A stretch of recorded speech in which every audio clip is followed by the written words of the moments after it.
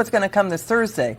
As Grady Trimble reported, President Trump, EPA Chief Lee Zeldin, they're going to formally repeal Obama-era regulation to unleash American energy. Joining us now for reaction, let's welcome back to the show from the Federalist, Brianna Lyman. Brianna, it's so great to see you. I mean, this is really interesting what's going to happen because the U.S. since, I think, 2008 has gone through really dire limits to U.S. energy growth, where U.S. enemies have moved to dominate global energy production. And by the way, this is going to hit the affordability fight because energy is a feedstock that causes inflation in thousands of U.S. goods, products, and services. We're tracking like 6,000 to 10,000. So this could lower inflation, too.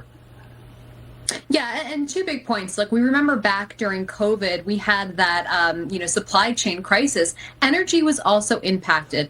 Canada, for example, when President Trump announced tariffs, they originally threatened to cut off their energy supply to us. And it turns out they couldn't because they're actually dependent on their, oil supplies going through the United States. So at the end of the day, we have to make sure, like Canada should make sure for themselves, that we are our own energy producer. As for these regulations, understand something. China is responsible for a third of the world's global emissions and a third of the world's greenhouse gas emissions. The United States on its own accounts for about 10% of CO2 emissions, 10% of greenhouse gases, which means 90% of all these emissions are coming from other countries. So at the end of the day, no matter what we do here, it is ultimately negligible until countries like China and India and Russia abide by the same set of standards that we're abiding by, and they don't. And so all we've been doing for the past 15 years or so is saddling American consumers and businesses with these regulatory burdens that are expensive and ineffective in the grand scheme of things. So I'm happy to see President Trump trying to really take back, energy independence and work towards ways where we can be our own energy producer, we can unleash energy independence,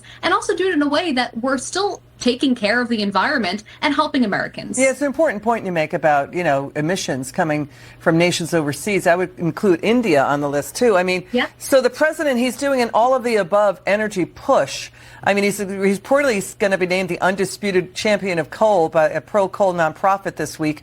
So we saw the dire need for all sources of energy in the Arctic freeze the U.S. was just hit with. I mean, solar and wind power didn't deliver the electricity and to heat people's homes during that. What we saw, I mean, dozens of people died in this Arctic freeze that the U.S. just went under.